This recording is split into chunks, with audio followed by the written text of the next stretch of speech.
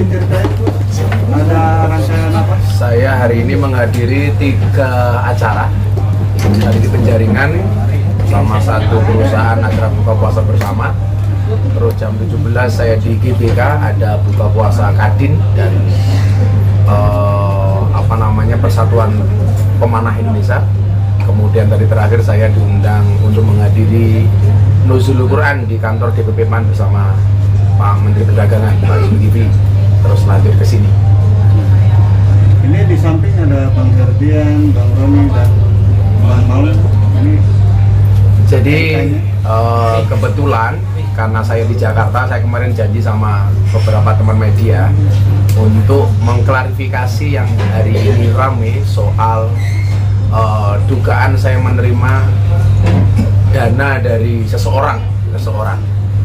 Nah, kebetulan mereka berdua ini mendampingi saya dan kemudian juga mau waktu itu ketika saya lelang belangkon itu yang ada di lokasi. Jadi posisinya mau nginter di lokasi. Jadi perlu saya sampaikan adalah saat itu saya ada konser amal. Ada saya, ada band padi dan lain-lain. Termasuk yang hadir waktu itu sahabat saya ini, Maung Hercules. Nah, saya untuk dana amal ini melelang belangkon. Kebetulan ini bukan yang pertama kali. Saya sudah beberapa kali lelang. Salah satunya sebelum itu belangkon saya dibeli 200 juta untuk santri asuh di Jawa Timur sama seorang pengusaha. Semuanya kita kasih ke situ untuk santri asuh. Nah, waktu itu charity kembali ada yang nanya, ada lelang lagi nggak Gus? Oh ada, boleh belangkon. Nah, karena belangkon pertama saya laku 200 juta, maka waktu itu saya membuat harga terendah untuk bisa mengikuti bid itu harus ada yang berani nawar 200 juta. Setelah kita seleksi, ternyata ada 2 orang. Ada 2 orang yang nawar berani buka harga dasar 200 juta.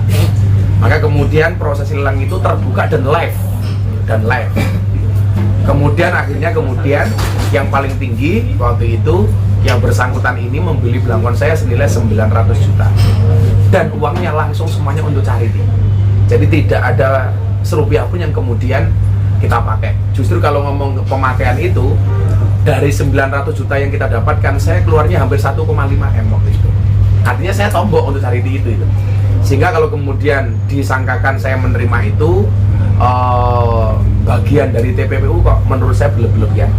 Dalam fikih Islam, ketika seseorang itu membeli, tidak etis ketika saya tanya begini, contohnya, ini uangnya halal apa haram? Itu nggak boleh. Dalam fikih Islam, ketika barang saya dibeli sama seseorang, saya tanya, kamu mau beli barang saya? Iya. Saya tidak boleh bertanya, uang yang untuk beli barang saya ini kira-kira uang haram apa uang halal? Itu nggak boleh. Bahkan ketika seseorang itu tidak tahu kalau itu uang nggak benar, kita yang menerima sebagai penjual pun sah, halal, nggak ada masalah gitu. Nah, artinya saya pikir apa yang kemudian hari ini terjadi udah sangat berlebihan dan ini sangat mencoreng nama baik saya, karena hari ini saya jadi tidak nyaman ketika kemudian bahkan ada beberapa perusahaan yang punya kerjasama dengan saya, mereka mengancam untuk membatalkan kerjasamanya dengan saya gara-gara khawatir kalau kemudian saya benar-benar menerima aliran dana itu. Ketakutan kan? Sehingga ini secara materi dan imateri sangat-sangat merugikan. Gus, itu melalui dananya sendiri masuk langsung ke sebuah yayasan lelang atau ke nomor rekening Gus? Waktu itu dananya karena panitia charity-nya itu minta masuk ke kita dulu, tapi kemudian langsung kita transfer. Dan itu ada buktinya semuanya, ada buktinya atas sepengetahuan panitia, maka kemudian kita transfer. Jadi clear, semua bukti transfernya ada. Baik Gus, mungkin Nunsewu, tapi jenengan kenal nggak sih sama Wahyu Enzo sendiri? Saya kenalnya waktu itu justru dia sebagai pemilik PT Legion.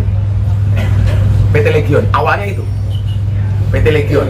Tapi setelah kemudian dia beli, kan saya jadi ngulik-ngulik. Sebenarnya ini siapa kok sampai beli mahal banget gitu. Ternyata satu, dia mengidolakan saya banget. Itu mengidolakan saya banget. Oh, kan saya tidak boleh menolak siapa yang mengidolakan saya.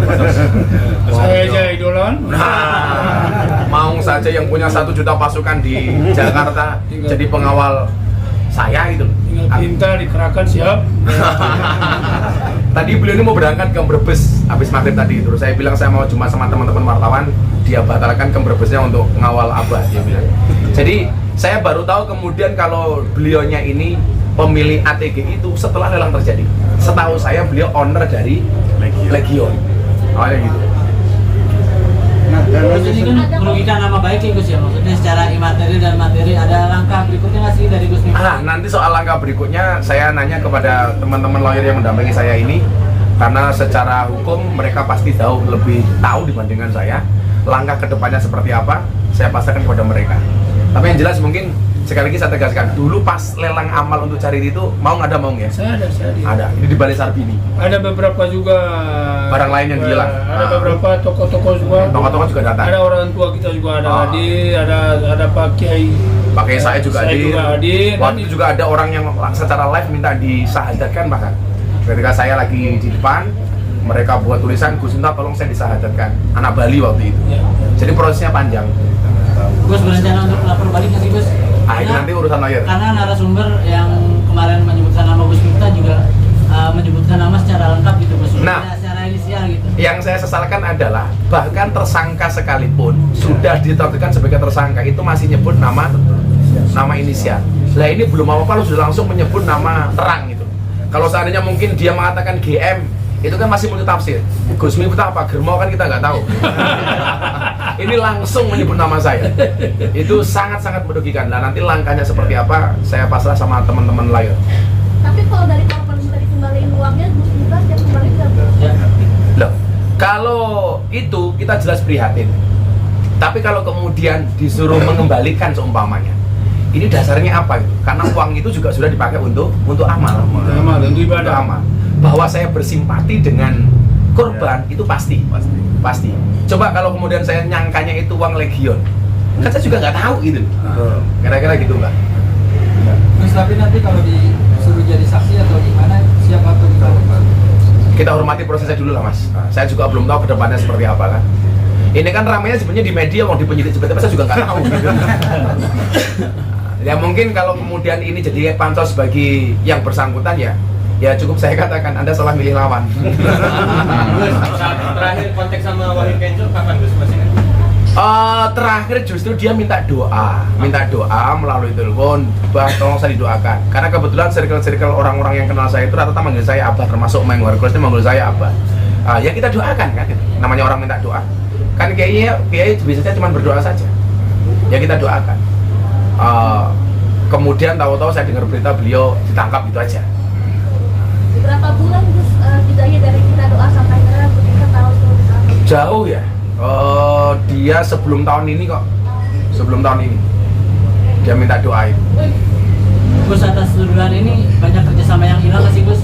Ada beberapa perusahaan yang bertanya kebenaran itu, dan ini sangat merugikan sehingga perusahaan-perusahaan yang endorse saya itu kemudian jadi khawatir ya. Nah nanti makanya saya membutuhkan klarifikasi untuk itu, termasuk untuk perusahaan-perusahaan yang bersangkutan nanti kita klarifikasi.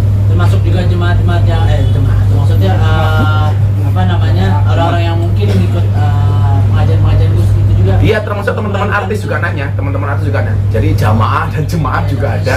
Nanya termasuk dua-duanya. Kan kita orang yang sangat toleran kepada siapapun. Juga beberapa pejabat yang kebetulan ketemu dengan saya, beliau menanyakan apa sih sebenarnya. Jadi ya dari sisi itu jelas sangat merugikan. Gus, ini kan nama selain Gus ada juga sahabat Gus yaitu Atta ya. Udah ada komunikasi dengan Atta? Lah justru sebelum rame kan saya menghadiri buka puasa di rumahnya Torek.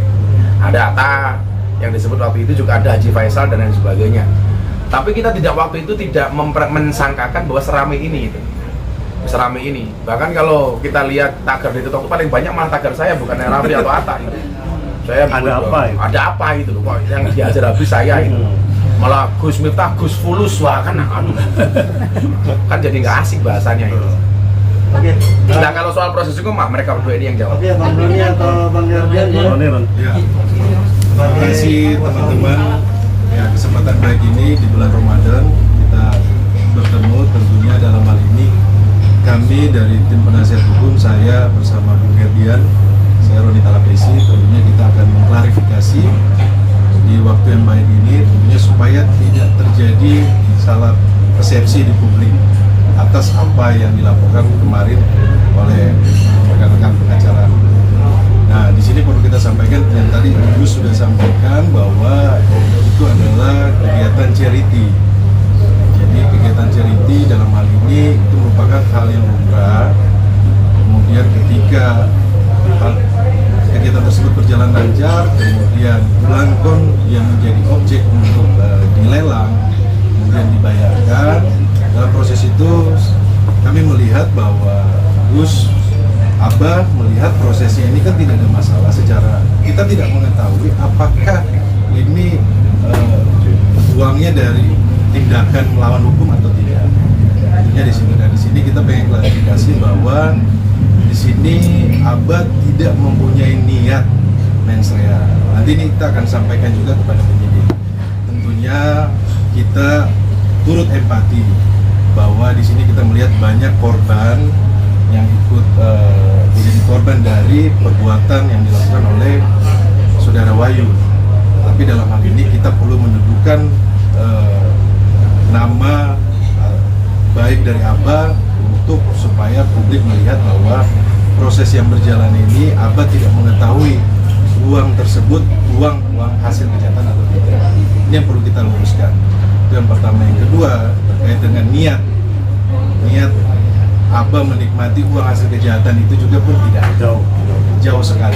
Jadi ini akan kita klarifikasikan kepada tim penyidik.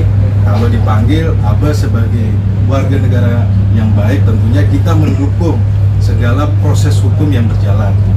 Bahwa kita mendukung agar penyidik membuka kasus ini menjadi terang benderang, siapa yang benar-benar terlibat, kemudian kita menghindari dari fitnah.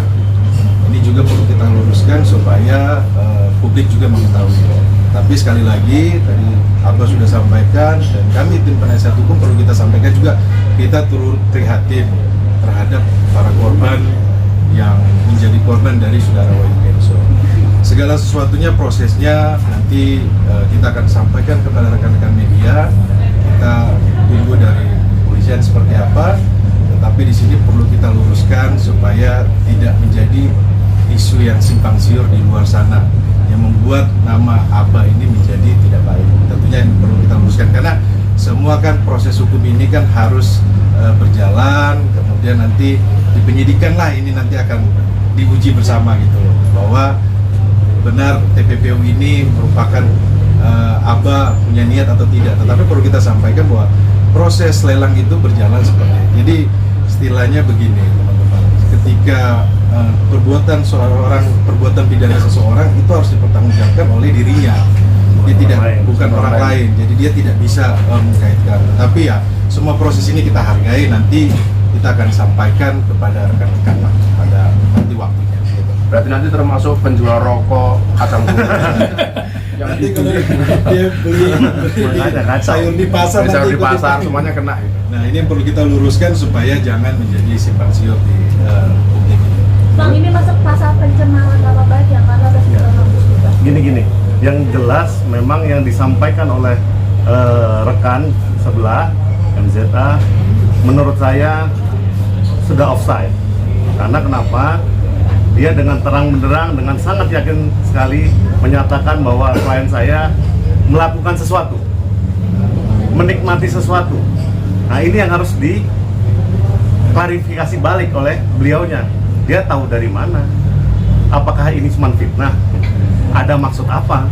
Nah itu yang harus diklarifikasi. Makanya di sini kami tim kuasa hukum menegaskan dan mensomasi rekan MZA untuk tidak lagi menggunakan kalimat atau dengan kata-kata yang menyudutkan klien kami. Itu yang pertama. Yang kedua, kami akan mengambil langkah-langkah terukur untuk menyelesaikan perkara ini. Gitu, Ron? Ya, jadi sebenarnya dengan adanya perskon ini untuk mengakhiri spekulasi bahwa Gus Miftah ikut menikmati uang hasil kejahatan. Ini untuk meluruskan di publik ya, teman-teman. Oke, yang menarik bahasanya ini kan menerima, artinya telah menerima dan menerima. Ini prospek hukumnya sendiri seperti apa sih? Ya, pastinya kan kita harus lihat kembali lagi kepada niat yang mens rea ya. Bahwa kita kita tidak bisa mengeneralisir bahwa semua perbuatan dari Wahyu Kenzo kemudian dilimpahkan kepada orang lain. Ini kan nggak fair juga. Kan kita tidak tahu bahwa uang itu adalah uang sengaja. Kan sebelumnya itu kan ini acaranya juga acara charity kok, acara amal gitu loh. Nalar logikanya kan ketika orang mau berceriti kan amal ya tentunya kan dengan niat baik, kita juga tidak berprasangka buruk lah. Jadi ya semua ini kita sampaikan sekali lagi untuk mengakhiri spekulasi atas nama baik dari Abah. Jadi ini perlu kita luruskan bersama. Bang Herdian tadi nyebut somasi, Bang Herdian berapa lama Bang Herdian untuk kasih tenggat waktu biar MZT ini kasih klarifikasi Bang? Begini, yang jelas dia melakukan hal ini berulang-ulang supaya khalayak ramai jadi gaduh. Bahwa klien saya beginilah, klien saya begitulah.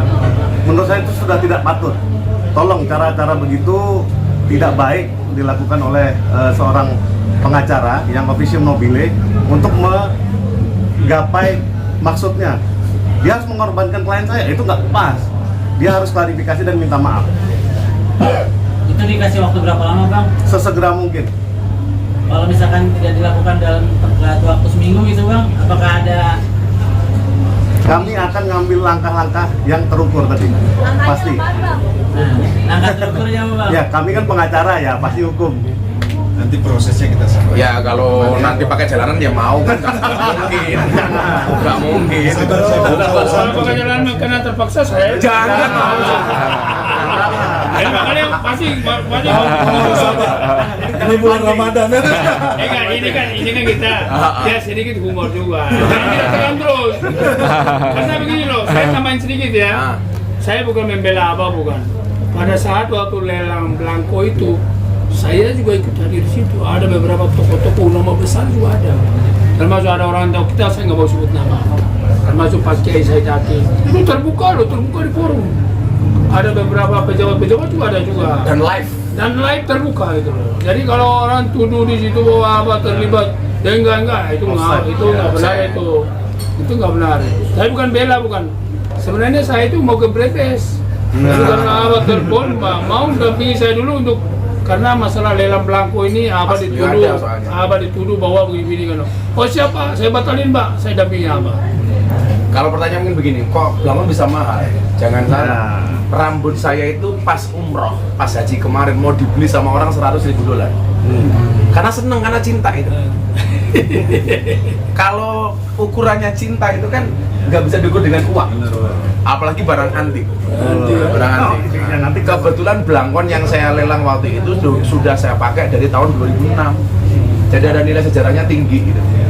Ya kalau orang cinta itu kan ya berapa dibeli.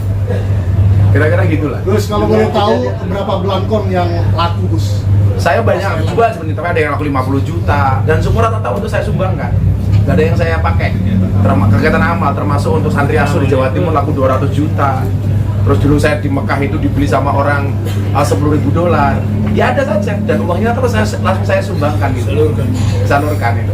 Nah, terakhir pas haji tahun kemarin ini saya pas umroh pas tahallul langsung bilang begini, ada pengusaha, Gus dipotong semua yuk, saya beli $100.000. Enggak lah, nanti saya nggak jadi Hercules kan beda. Gus, di kampung nggak Gus? Gus di kampung nggak Gus? Depan apa? Hati-hati. Ya kalau kalian mau beli 1 miliar juga boleh, bilang saya. Gus, tapi dengan kejadian ini ada pesan khusus nggak sih mungkin buat kan tidak punya pencucian uang terus koruptor juga uang korupsi untuk berbuat yang hal baik, boleh nggak sih dalam Islam sendiri uang haram itu buat amal segala macam? Nah, yang jelas begini, kita tidak boleh bersedekah dengan uang haram, karena al-wasilatu ilal harami fahuwa haramun.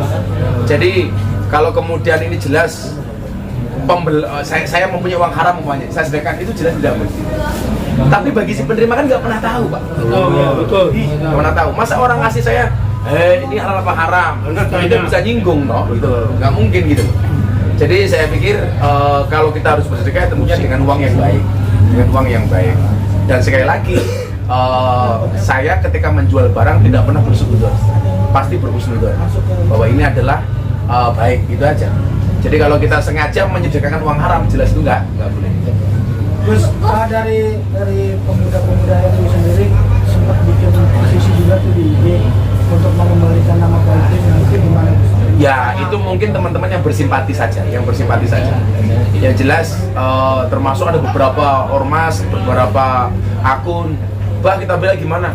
Sudahlah itu akan kita selesaikan secara hukum saja ini. Jadi kita nggak perlu kemudian melibatkan banyak orang untuk menyelesaikan masalah ini. Tetap tenang saja. Kalau soal telepon dari mana-mana, Mbak kita bantu apa itu banyak. Kalau dari NU sendiri, Gus? Loh, saya tidak akan melibatkan ormas apapun. Yang jelas ini dulu inisiasi lelang dari saya, bukan dari ormas apapun. Gus ke depan lebih berhati-hati nggak sih Gus? Ya tentunya iya dong, jadi pelajaran kan. Tentunya jangan sampai kita jatuh di lubang yang sama. Kecemplung dua kali. Saya selalu bilang jangan pernah mengulangi kesalahan yang sama. Kenapa? Karena masih banyak kesalahan lain yang harus kita coba. Jadi begini loh Pak. Jadi kalau kemarin tuh lelang itu, bahwa kalau Abah tahu bahwa ternyata uang jelas nggak mau kalau tahu. Pasti nggak mau. Karena memang nggak tahu gitu loh. Orang transparan terbuka, live. Oh ya beli 900 juta. Masa kalau saya dikasih uang mau ditransfer mau? Ini uang ngerampok apa dari ini mana? gitu? Kan nggak mungkin gitu loh. Iya. Saya menyanggung beliau lagi gila Bang. Sikap santri gimana Sempat ikutan lelang nggak mau?